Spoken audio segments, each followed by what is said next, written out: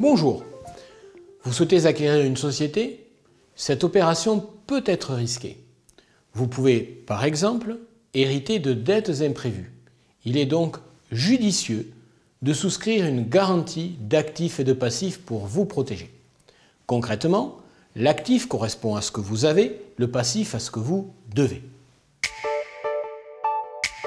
La garantie d'actifs et de passifs oblige le vendeur à vous informer de l'existence de dettes et à vous indemniser en cas de problème dû à des faits antérieurs à la vente.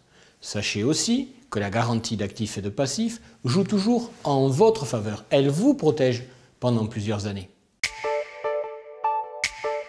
En premier lieu, le vendeur vous décrit très précisément l'état de la société au moment de la vente. Il doit par exemple vous signaler l'existence d'emprunts ou de procédures judiciaires en cours.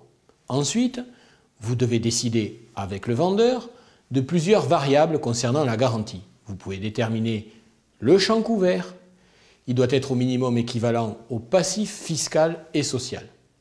Vous pouvez vous accorder sur la durée maximale de la garantie et du plancher au-dessus duquel elle se déclenche.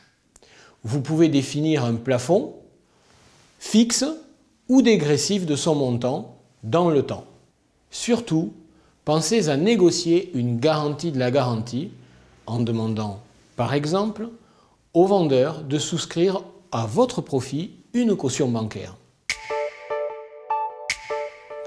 Associez le vendeur à la défense des intérêts de la société parce qu'ils deviennent aussi les siens et qu'il a la connaissance historique des faits.